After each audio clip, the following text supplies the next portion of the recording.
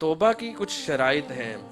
اصل میں ہمارے ساتھ مسئلہ یہ ہے کہ ہم لوگ گناہ بھی کرتے رہتے ہیں اور ساتھ ساتھ یہ بھی کہتے رہتے ہیں استغفر اللہ استغفر اللہ توبہ توبہ توبہ. یہ بڑی بری بات کر دی توبہ توبہ. یار غلط مذاق بھی کر رہے ہوتے ہیں دوست, مطلب کوئی مطلب کسی نے گالی بھی دے دی, کسی نے کوئی جھوٹ بھی بول دیا, کسی کے ساتھ زیادتی بھی کر دی, کسی کے ساتھ فراڈ بھی کر دیا, استغفر اللہ استغفر اللہ. یار کیا کر دیا یار, اللہ اکبر, یہ مذاق ہے اپنے ساتھ, یہ توبہ نہیں ہے.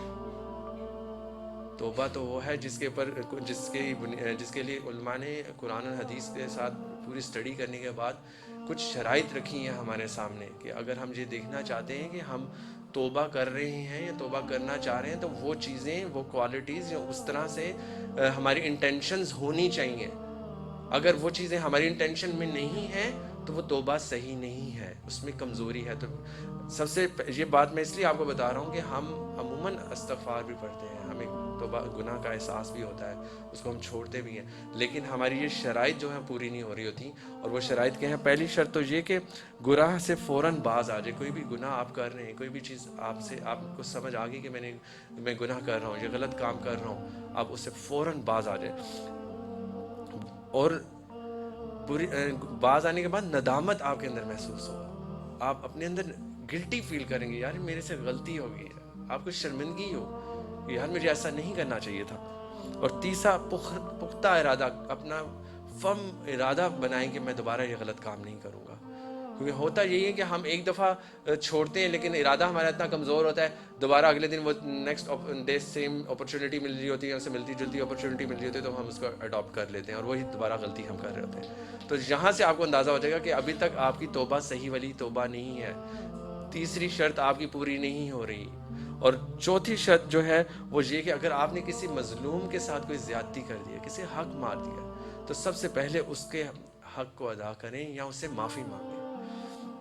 اور پانچویں بہت امپورٹنٹ جو شرط ہے اس کو بہت دھیان سے سمجھیں, وہ یہ کہ ہم توبہ کر کس کے لیے رہے ہیں. یہ بہت امپورٹنٹ بات ہے, کیونکہ توبہ صرف اور صرف اللہ کے ڈر کے لیے, اللہ کی رضا کے لیے, اللہ کو خوش کرنے کے لیے اگر ہم کریں گے تو وہ توبہ ہے.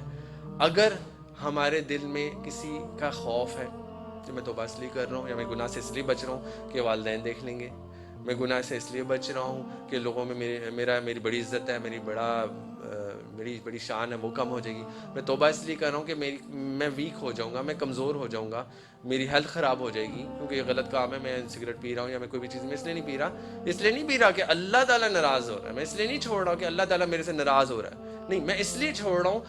یہ پھر اسی طرح کہ اگر میں نے یہ گناہ کا کام نہ چھوڑا تو میری پاپولیرٹی کم ہو سکتی ہے, ٹھیک ہے. تو یہ اگر سوچ ہے تو پھر یہ توبہ کی شرط پوری نہیں ہو رہی. صرف اور صرف اللہ کی رضا کے لیے وہ چیز چھوڑنی ہے تو پھر شرط پوری ہو رہی ہے. اور چھٹی شرط یہ ہے کہ توبہ کرنے والے کو یقین ہو کہ گناہ بری چیز ہے اور نقصان دہ ہے, اور اس کو اپنے گناہوں کو یاد کر کے انجوائمنٹ محسوس نہ ہو, اور نہ ہی اپنے فیوچر کے اندر اس کو کرنے کو آپ کا دوبارہ دل کرے. یار میں اب تو نہیں میں کرتا, میں نے چھوڑ دیا, لیکن میں پہلے کرتا تھا, او یار پہلے کرتا تھا یار میں, ممی آپ کو بڑا اچھا لگ رہا ہے, یہ کیسا آپ تو کون سی توبہ کر رہے ہیں. اور یا پھر آپ کا بعد میں کہا نیکسٹ ٹائم آپ کو جو ہے, جب آپ بعد میں کوئی موقع ملا تو پھر آپ شاید اس کو دوبارہ اڈاپٹ کر لیں. تو یہ شرط بھی لازمی ہے کہ نہ تو آپ اس گناہ کے بارے میں آپ کی پوری ندامت ہو اور آپ کو اس کے نقصان کا اندازہ ہو, اور آپ اس کو نہ پہلے اگر آپ نے کیا ہے تو اس کا بھی آپ کو شرمندگی ہو, اور آپ اس کو مانیں گے میرا بڑا غلط ہے, آپ کے اندر کراہت اس کی ہو, یو فیل شیم کہ بھئی میرے سے غلط کام ہوا, اور دوبارہ بھی آپ کے ذہن میں یہ بات نہ آئے یا دوبارہ بھی کرنے کے لیے آپ یہ نہ سوچیں کہ میں دوبارہ اس چیز کو کروں. تو یہ بھی ایک بہت بڑا. اور ساتویں جو ایک اور شرط ہے, گناہ سرزد ہو جانے کے بعد بندہ توبہ کی طرف لپکے. جیسے میں نے آپ کو شروع میں بتایا نا کہ ہم لوگ یہ سوچتے ہیں گناہ کر لیے بعد میں توبہ کر لیں گے. یہ شیطان یہی تو سب سے بڑا انسان کو ٹریپ میں پھنساتا ہے. دیکھیں حضرت یوسف علیہ السلام کے بھائیوں کے ساتھ بھی تو یہی سٹوری چلی تھی نا کہ تم حضرت یوسف کے ساتھ برا کر لو, بعد میں توبہ کر لینا. بعد میں کس کو پتہ ہے کہ وہ توبہ کر سکے گا, کس کے پاس مہلت ہے؟ یہ تو صرف اللہ کی توفیق ہی, اللہ کا کرم ہی اگر وہ کر لے تو فوراً گناہ کے بعد توبہ کرنے والے کی زیادہ بچت ہے. اس کے بارے میں یہی کہا جاتا ہے کہ جو لوگ جتنی ڈیلے کرتے ہیں وہ یہ بھی ایک جرم ہے کہ ایک آپ نے گناہ کیا اور آپ توبہ کو بھی ڈیلے کر رہے ہیں. آپ مثال کے طور پہ آپ کو احساس ہوگا کہ یار میں نے تو اب آپ کو اسی وقت استغفر اللہ پڑھنا چاہیے اور اللہ تعالیٰ سے مدد مانگنی چاہیے, اللہ کی پناہ میں آنا چاہیے. یہ ابھی میں آپ کو بتاتا ہوں کہ یہ جو چیز ہے نا, یہ کہ وہ آپ کے اندر یہ فیل لے کر آنا چاہیے, اب تو میں نے گناہ اتنا بڑا کر دیا ہے, میں سارا دن موویز دیکھتا رہا ہوں, میں نے کوئی نماز ہی نہیں پڑھی, میں نے قرآن ہی نہیں سارا دن پڑھا. اب وہ آپ کے اندر جو گلٹ پیدا کرتا ہے اور آپ کو اس کی طرف آنے نہیں دے رہا ہوتا کہ آپ توبہ کریں. یہ بھی ایک ٹریپ ہے شیطان کا کہ وہ آپ کو مطلب ایک آپ سے ہوگی غلطی. تو اس کے بارے میں آپ کو بتاؤں کہ اللہ سبحانہ و تعالیٰ کہتا ہے کہ میری رحمت سے نا امید نہ ہونا, تم دنیا بھر کے بھی گناہ اپنے ساتھ لے آؤ گے تو میں تمہارے گناہ معاف کر دوں گا, بشرطے کہ اس میرے ساتھ شرک نہ کرو.